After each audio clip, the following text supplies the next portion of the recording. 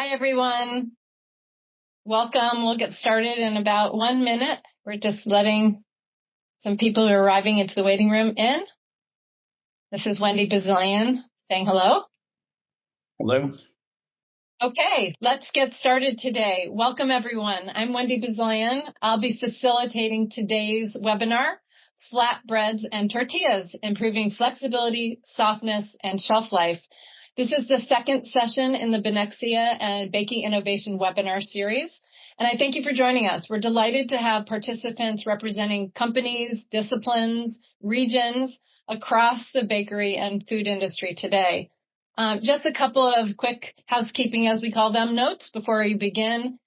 Please feel free to introduce yourself in the chat and share where you're joining from. The chat box will also be the place to add questions and share in the discussion. We'll address as many questions that come through as we can during the session and during our time. We have a period after our conversation to address questions directly. And anything we don't have time to cover today, we'll definitely follow up on after the session. A quick reminder, this is the second of our 3 bakery conversations. In session 1, we looked at breads and rolls. And today we're narrowing the lens to flatbreads and tortillas. In September, we'll look to cookies and sweet baked goods, and we hope you'll join us then. I will remind you at the end of the presentation today. Across all 3, we're exploring that intersection of functionality, nutrition, consumer expectations, and the realities of commercial formulation. So on the next slide here, I'm delighted to welcome back, and you're going to get to see them in person in a moment, but Richard Charpentier and Belén Gallo, who bring complementary perspectives to this conversation. Richard is the CEO of Baking Innovation and brings deep expertise in baking formulation, process optimization, and commercial product development. Belén is the key account manager for EMEA at Benexia and works closely with customers and innovation teams to translate ingredient innovation into practical product solutions. Their full biographies are in the chat, so let's get right into today's conversation. I'll cue us up and then say welcome again. So, in our first session, we talked about some overarching expectations shaping bakery today that included taste and nutrition, cleaner labels, and sustainability.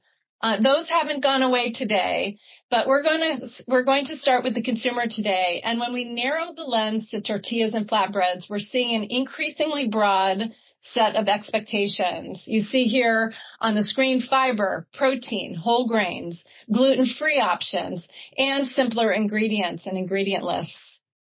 Fiber is an especially useful example, and as you know, it's a major and persistent trend today in consumer demand and interest.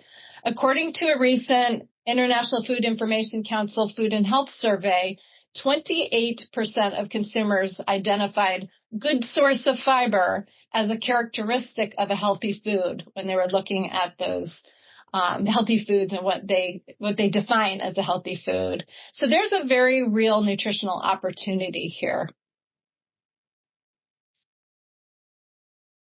And just look at how broad that opportunity really can be when it comes to tortillas and flatbreads. One conventional flour tortilla example that I found and I sourced provides less than 1 gram of fiber, while selected higher fiber commercial tortillas today provide 13 to 19 grams of fiber per tortilla. That's remarkable, that range, within what we think of as essentially the same product category. But here's where nutrition meets formulation reality. Whatever we're asking that tortilla to deliver nutritionally, it has to taste good, stay soft, roll, flex, resist cracking, maintain its quality through shelf life, and perform at commercial scale, of course. That's a tall order. And that's what we're here to discuss today. So I want to kick off the conversation and shift right into gear. And Richard, this is where I'd love to bring you in here. And Belén, welcome.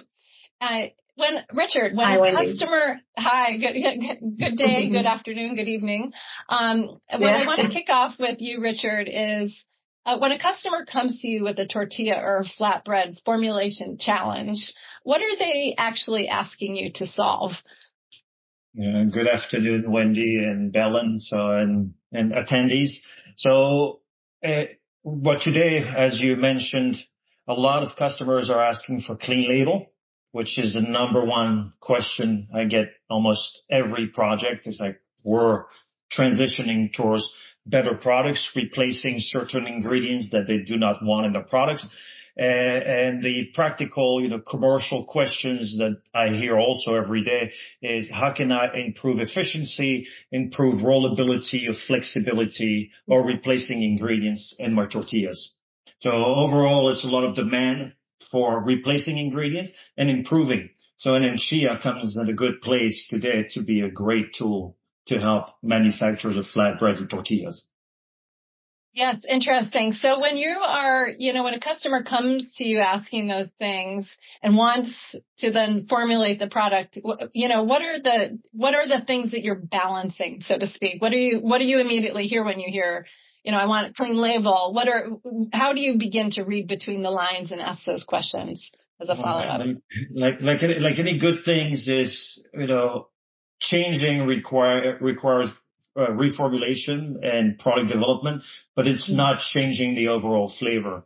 Adding fiber ingredients can be beneficial to a tortilla, but how great does it work? And I had a conversation with a friend of mine, says everybody wants the fiber, but how do you make it taste good? Because if not, it takes away the experience. If you have a tortilla and you're putting your salads, your chicken, do you want it to taste good and be soft? So the key is learning how to pick the right ingredients you're trying to replace. And I always say, try to understand the functionality of the ingredients versus saying, I'm trying to replace one ingredient. So what is the ingredient you're trying to replace doing and the functionality of the ingredients in your process or in your shelf life? And how do you replace it? And quite often, it's not just one ingredient, take a pill and it's over. It's a solution, by working with experts like ourselves and understanding the capabilities and limitations of your process. Yeah, I can hear that, because at the end of the day, as you said, it's got to maintain the taste, because, anyone will try something once, but to come back to it, of course, but sort of balancing all of those. Thank you. Belén, from your ingredient and customer side, are you hearing some of these same needs, and how do you begin thinking about which functionality to help address these items? Yeah, absolutely. Well, I'm very much aligned with Richard's comments. I'm seeing quite the same inquiries from customers. It's super important to have that customer perspective and understand the customer experience that it will have with the tortilla or flatbread in order to assess or suggest the ingredient. Because as Richard is mentioning, this is not about just one solution. It's about a combination of factors that need to meet in order to fulfill the consumer needs. So it's important to first understand the challenge or the objective before suggesting one particular ingredient. And in terms of inquiries, yes, clean label is still top priority. Well, of course, replacing additive is related to clean label. Also the nutritional perspective, increasing fiber, increasing protein, or essential nutrients, it is still, again, very important for customers and for consumer at the end. Tortilla is very well positioned inside the consumer's mind as a healthy product. So it's very interesting and potentially a very good source of adding fiber or protein to your diet. So, yeah. Yeah, I hear a lot of multifunctionality, which may include, nutritional prowess and taste, sort of on the sidelines of what ingredient manufacturers, fabricators, processors are doing to really have functionality. I also hear a bit of multitasking, which of course in human behavior maybe we need to try to do a little less of, but in foods it sounds like it's the name of the game when you're trying to accomplish something. To this degree, and it's good to hear, and I'd like to hear more about how tortillas and flatbreads are primed, as you said. So Belén, to follow up, this might be a good time. I know that you prepared some data points for us to actually look at some tests you've done. But when we talk about different formulation challenges, you have developed a test card based on some real testing that you've done, and maybe it's a good time to bring it up of looking at these findings and what the pathways are a little bit. So maybe you can walk us through that just for a moment. Yeah, and sure. that would be great. Super.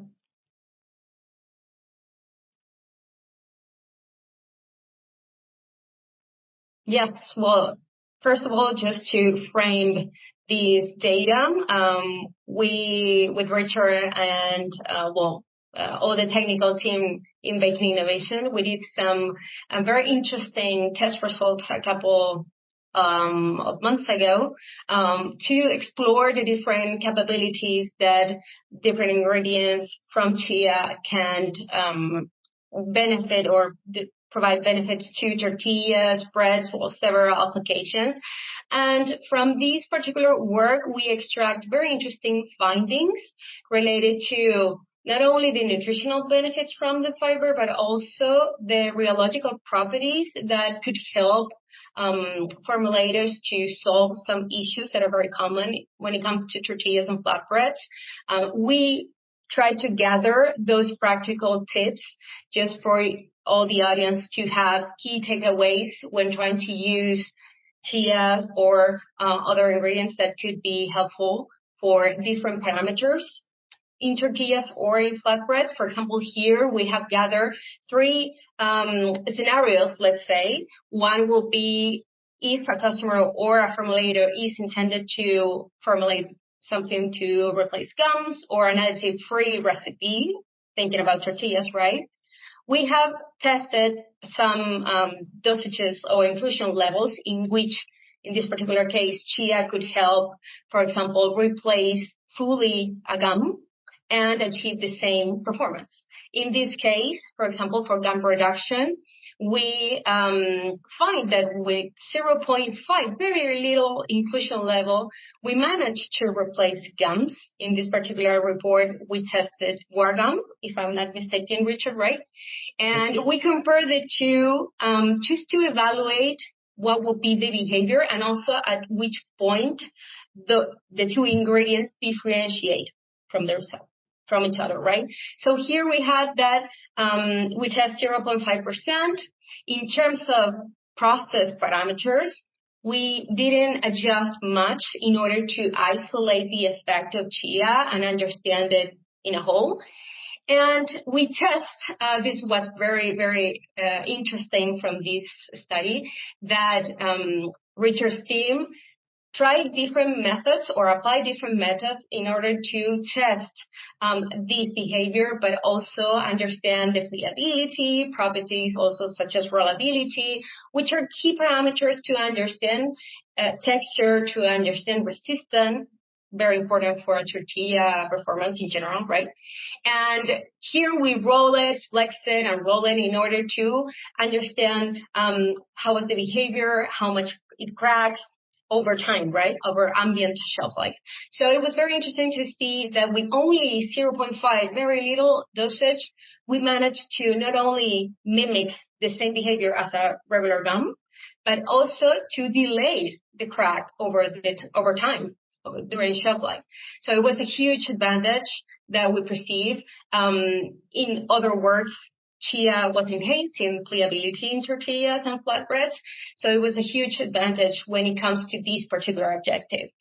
On the other hand, and as a complement, right, Richard, maybe you can build on these kind of parameters, because when we speak about rollability, pliability, all these parameters are a sign of shelf life, basically. It's the way of measure how well it's performing, right, the tortilla, and also how much it will last over time. Because, of course, as a consumer, we want our tortillas to stay fresh for longer, softer. So all of these parameters are somehow complementary one another, and it gives us a very interesting aspect to look and measure.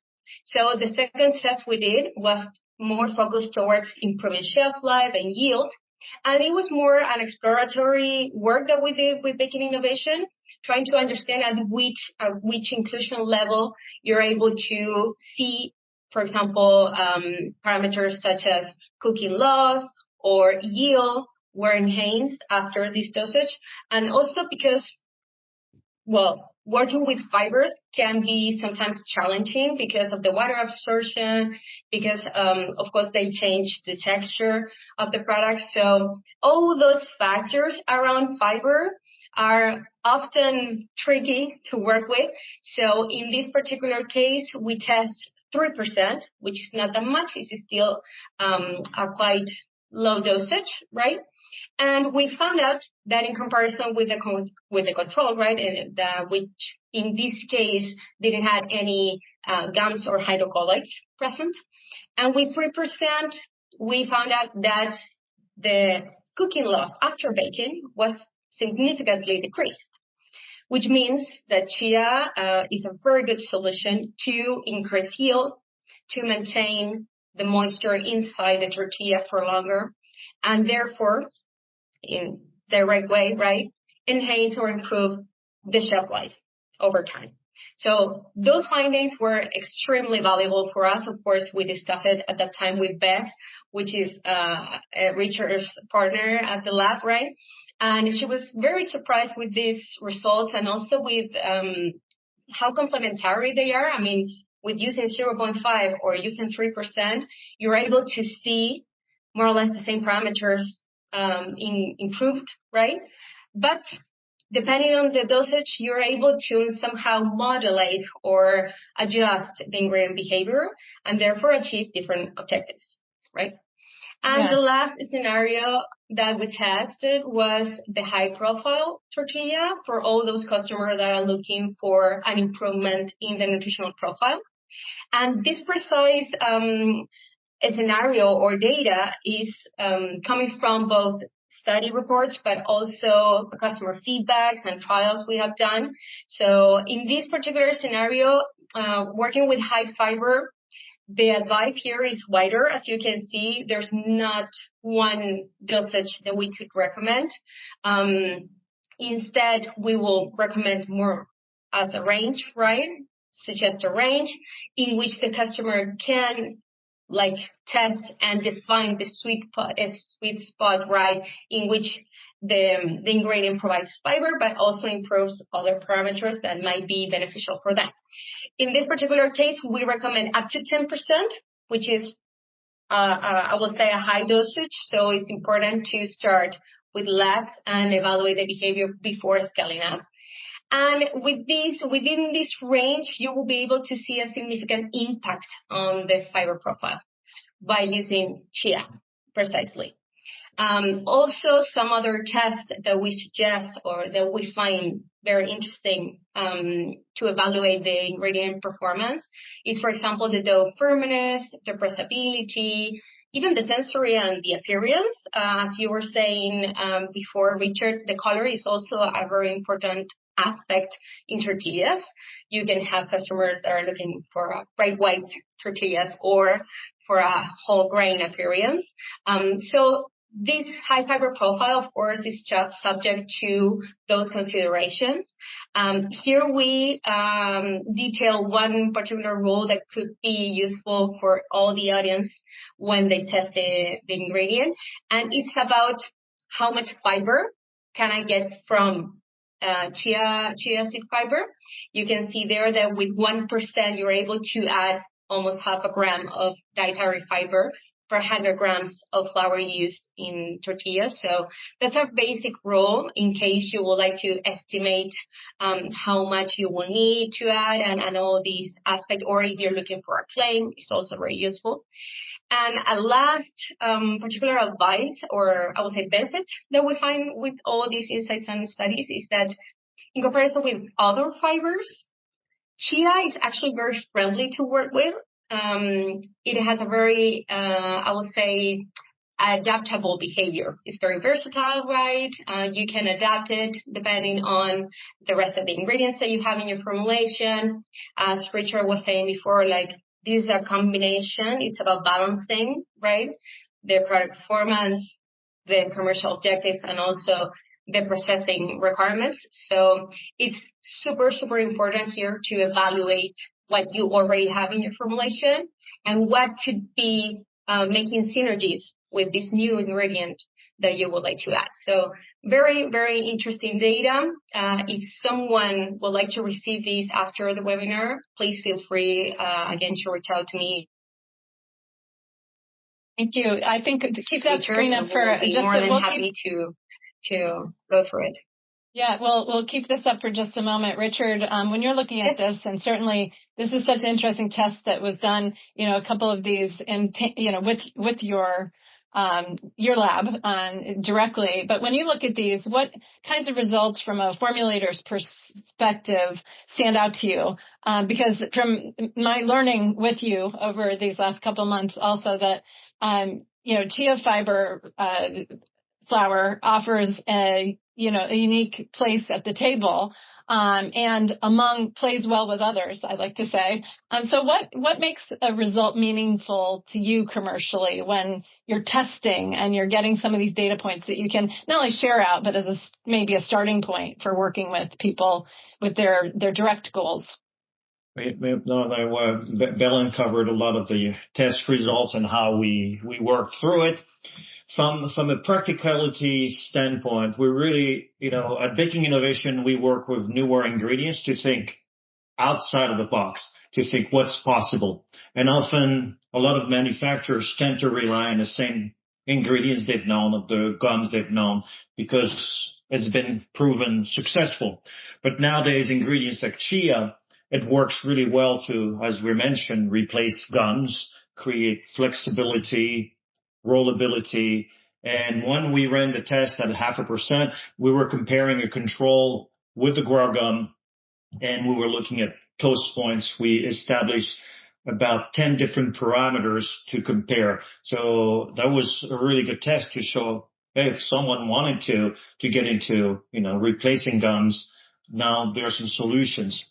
One advantage, and that makes chia unique, we're talking about fiber, but also chia contains protein. So it has sort of the dual functionality. We're not really mentioning the protein, but it does add some functionality in your process. The test we were running was on a heat pressed tortilla, so for that method. I believe it will work well with a rotary, with a die cut. I know the speed can affect it, but for manufacturers looking for alternatives and ways to, cleaner ways to approach formulation, chia is a great solution. And some of you might say, yeah, but if we increase it higher, then the water goes up and we might have risk of mold and everything.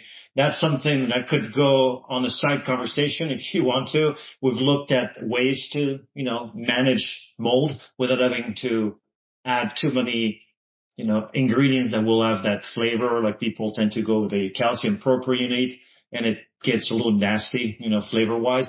But there are ways today, we have newer ingredients that allow people to, one, bring cleaner label ingredients, and to manage your shelf life with newer ingredients.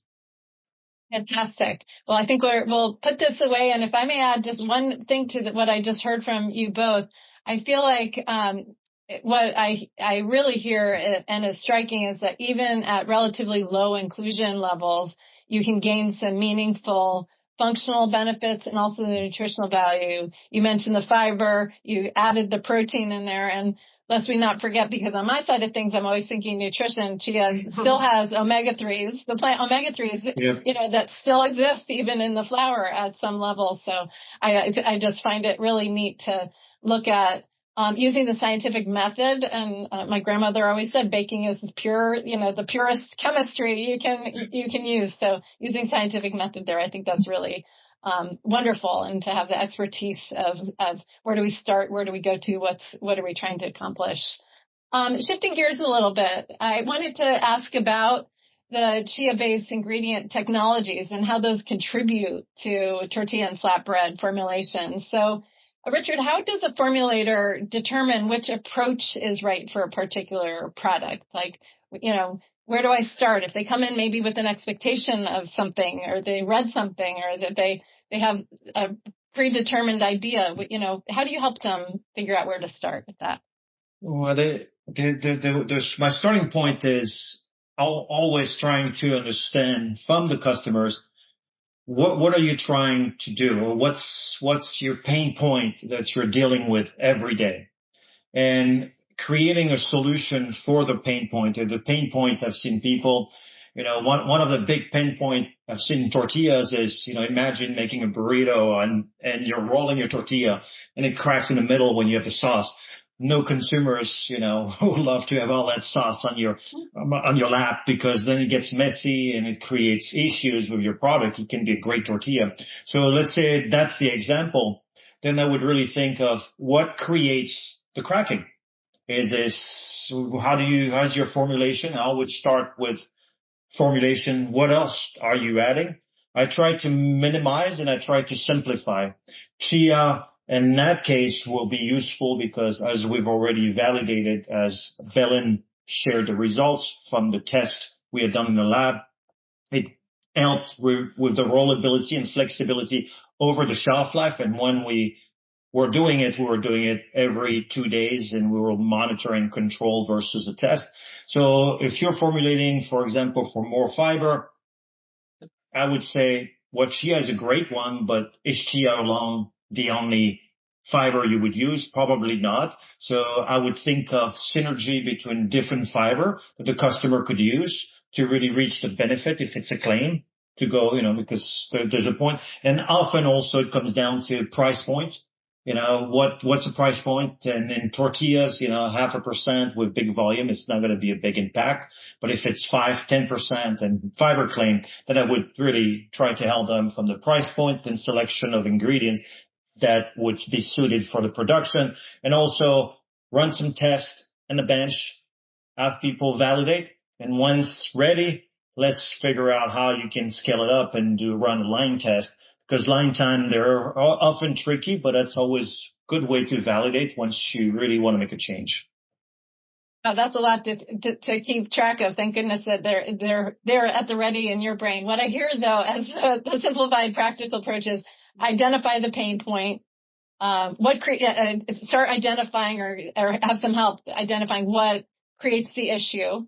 I took some notes while you were writing, and minimize and simplify is your approach, to find and identify the starting point of what's going to get the thing that they come in with, happening. Did I synthesize that? No, yeah, exactly. Yes. Okay. That's fantastic. From Benexia's experience, Belén, what technical support or validation work do you typically recommend when you're scaling up using the chia ingredients? So I know that you refer over to Richard, and you work directly with customers, and what from your experience do you do or recommend? Yeah, well, it's very similar to what Richard was saying before. I mean, we have a very technical approach, right, to the customer, and that's why I believe give us a very good knowledge about how to assess the customer, understand first the challenge, right, then understand what other ingredients are present in the formulation, processing requirements, because of course you cannot advise without having all the factors in mind. We often recommend starting with low inclusion levels as possible, just to have all the factors covered before scaling up. That's the basic advice, transversal rule for all the applications. Also, when it comes to advice and inspiration, for example, if the customer doesn't know yet which kind of application, if they're looking for a tortilla, but maybe, some other versions of tortilla, we also support very closely to that. We give ideas on how to use the ingredient, but also how to sell it, how to promote it. That's also very important for the customer, because it's not just only about solving a problem, but also how can transform this issue or concern into an opportunity to promote that product in a better way. So that's also a branch that we explore with the customer through all the MP process. As Richard was mentioning before, the testing methods that the client use are super important. Sometimes some customers fail during the first trials, and that's often not because they're using it wrong, but maybe they did the wrong test to analyze the parameter they were looking for. So, for example, in these studies that we did with Richard, we were super clever in understand, for example, roll it, see the cracks, like apply other methods that could help you understand better how the ingredient is performing, besides just like seeing the inclusion and that's it. No, it's about testing it in the right way as well. So we also advise, for example, do some freestyle stability test, apply some forces, right? Rollability, all those kind of easy methods that you can apply that could give you very good insights to understand, okay, we're on the right track, or maybe we need another solution to complement, or maybe simply it's about a inclusion level thing, like maybe we need to add a little bit or go a little bit down first, just to understand. Those kind of, I will say, advices to customer often work very well because they feel supported, but also they feel like guided, like we're not like going blind, so that's very important in how we would like to approach customer. Yeah. Yeah. More than just sort of, here's the bullet point list of things you might try. It's sort of, I hear pilot testing, you do adjustments, sort of almost like a type of hand-holding, professional hand-holding, shall we say, along the way, as well as application support and helping the process optimization, really seeing through their lens, where you can join into their journey. That's interesting. Richard, anything else to add on that? I was going to shift to something else. Nope, all good here.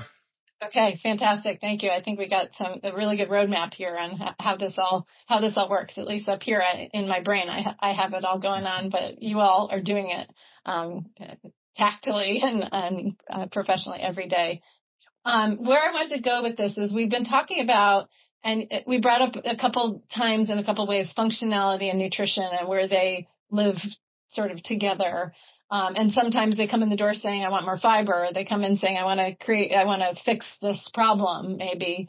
Is there anything that has surprised you in the application work or something you didn't necessarily expect to see when you began testing the chia flour in tortillas and flatbreads? Any mistakes that have yielded a positive solution or just surprises? I'm just curious about that. Richard, please. Either one. I'm curious because you've both had your hands in that pot.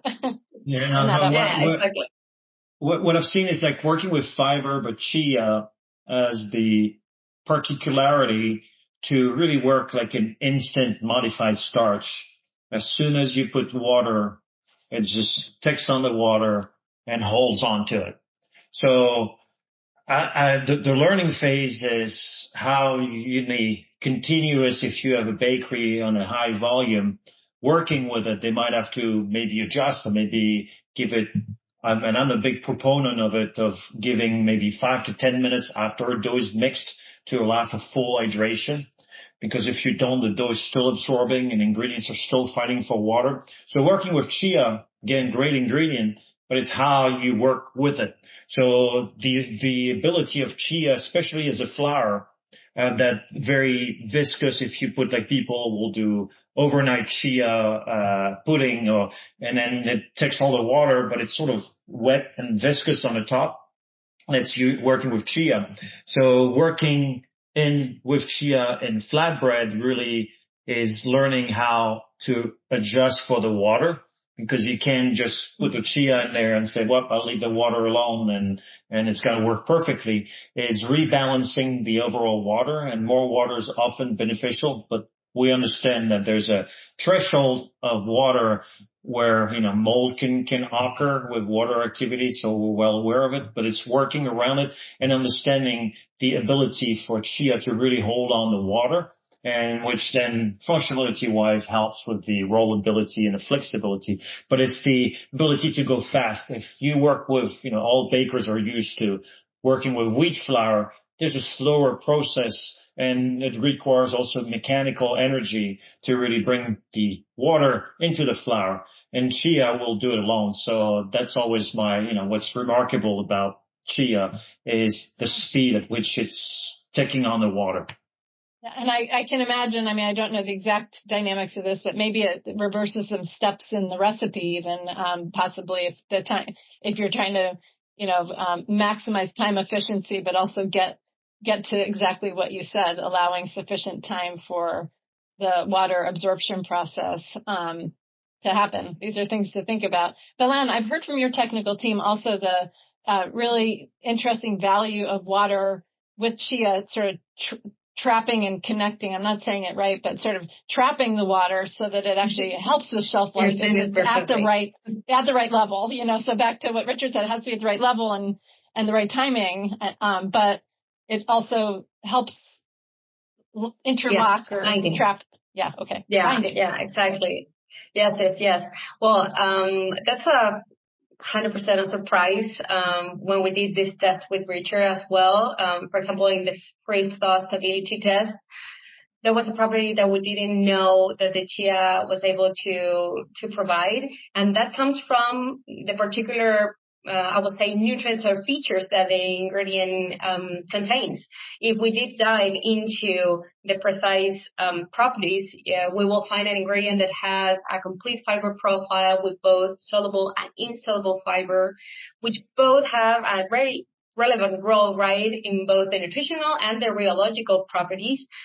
All the binding effect and the gelling effect that Richard was describing comes from the soluble part, the mucilage, right? But the insoluble takes its part as well, increasing the resistance, helping holding this water, retain this water inside this kind of mesh that the mucilage does, and also that fractional protein that is present in the ingredient also helps in that performance, also mimics a little bit the behavior of gluten. So if we think about doing something without gluten, that could be also an advantage. And of course, you have healthy fats, that's a bonus, right? When it comes to the nutritional perspective. But all those aspects, I will say, make the ingredient stand out from other fiber sources, and it also reflects the multifunctionality or the versatility that's a key factor when choosing an ingredient that could potentially solve multiple objectives simultaneously. So I would say all those aspects will help you cover the issues correctly, fulfill the needs without having to add so much ingredients or adjust too much your process parameters. So I would say those are the highlights of the ingredients. Thank you. Yeah, thank you. I'm about to open it to questions, but I would like, because I have two experts sitting beside me here, I would like to have you predict the future a little bit, if you would. If you're looking ahead, where do you see maybe the biggest untapped opportunity or the biggest opportunities for chia-based ingredients in tortillas and flatbreads? Are there applications or formula goals or innovations that you're either, working on, you can talk about, or that you see, that we're just beginning to explore in this area? Maybe back to Richard. It's huge. I think today we're really, sort of the focus has been sharing our test results with tortilla. We constantly do work. To me, bread is how consumers are looking to share bread. And if you look at the data, there's sort of a decline in pan bread or the sliced bread that people are used to. But my philosophy is people trade one thing for another. So they're looking for new experience and new breads. So in the flatbread, I've experimented with Indian flatbread, the naan and the parathas. There's a whole category there that we are not even mentioning. I've run some tests which we got very good results in pocket pita breads, which is different than tortilla. You're really looking, it's a great sandwich maker. You take the pita and it's helping with the flexibility. And where I would venture, and it's early on in results, is replacing gluten, vitally gluten, and a lot of people are using it. We're showing that chia has that structure building ability, and then creating some resiliency. Again, it's not a gluten. It's a network that is built through the complexity of the composition of chia, but find a way to balance is where would chia fall. And I think with innovation, it's all about testing and trying, and which is what we do at Baking Innovation. We're really looking. And a lot of my friends who work in R&D, I will mention chia, but everybody's busy pushing projects, running the operation, that we don't always have the time to do it. So what I'm, recommending is feel free to reach out with other colleagues who are working with different products and find out what's out there. We have a massive array of different ingredients, including chia, that are showing great functionality and great potential for the future, not only from a functionality standpoint, but also nutritional. Excellent. Belén, any future predicting thoughts? Well, I truly see tortillas, this precise category above, of course, above breads and the gluten-free applications, which are also very interesting for chia. Tortillas are an amazing opportunity because it's been a product that have suffered a lot of industrialization, I will say. And as I was saying before, I believe people still have that idea that a wrap or a tortilla could help my diet become healthier in an easy way. It's a very practical product and very easy to include for everyone. So I would say all these kind of flatbreads, tortilla, toast, these kind of easy to use products that can, if we can improve them by using ingredients such as chia, they will be amazing solutions for the market right now. Very innovative as well. And also in terms of processing and clean label, they're basically aligned with all the trends right now. So I will take a closer look to tortillas and flatbreads for sure. Yeah. Thank you. I mean, I heard you both in saying, and it's fascinating. I was just thinking about the pita pockets. I mean, that's just a great space to be in, and like the next generation sandwich. I think also with our sort of more global adoption of ways to contain our foods between two bookends, so to speak, that wraps, tortillas, flatbreads, pockets, the different kinds of flatbreads from around the world. You can name them in many different ways. Then it's really, really important to be paying attention to this. So thank you for that. One question, let's turn to Q&A just for a moment. I had gotten a couple questions submitted in advance, and I understand that a question just came up here. And I will put this to one of you who cares to address this. Do you help small businesses that are currently working on baking science with no gluten and hard starches and gums? This is very interesting. We work hard to keep our product clean ingredients and low FODMAP and low GI levels. Yeah, well, wow. Yes. Amazing. Yes. I want to say yes on your behalf, but you answer the question. We're constantly helping all types of customers, from the small to the large customers. And we didn't really talk much about gluten-free, which could be a whole webinar just dedicated to gluten-free.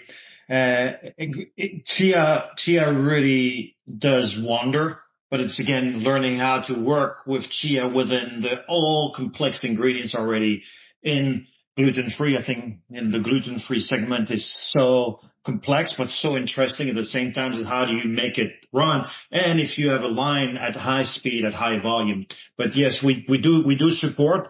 And often, as mentioned earlier in the conversation, it's about simplification. Often my approach is if you're adding something, I would want to remove one or two or three ingredients. And that's the beauty of chia. because of how well it works. There's other gums and ingredients you could remove. So it's not, once you're formulating and you're adding one after another, then you get a mess. So simplification is key. Yeah, I've heard that. Thank you for reiterating that. That's wonderful. In respect for everyone's time, we could have you on, and just like you said, for a whole webinar on gluten-free. Maybe we'll save that for another day. But I want to wrap up by saying thank you, Richard and Belén, today. Thank you to everyone who joined us today. I hope you found the conversation practical, the examples also useful. The technicality interesting, the future predictions fascinating. We will be following up with the recording, and please don't hesitate to reach out if you have further questions, particular formulation challenges you'd like to explore further, pain points being a point of entry, but with any member of the team. And we do hope you'll join us for the third and final session in our Benexia and Baking Innovation webinar series on September 23rd. The same time as today, and there we'll be turning our attention to cookies and sweet baked goods. So that concludes today's session. I want to thank you both again for joining us. Thank you all for being with us today, and I wish you a wonderful day. Thank you both. Thank you. Thank you, everyone. Thank you, Richard. Always a pleasure. Thank you, Belén. Thank Keep you, Wendy. in touch. See you in the next section. See you next time. Be well.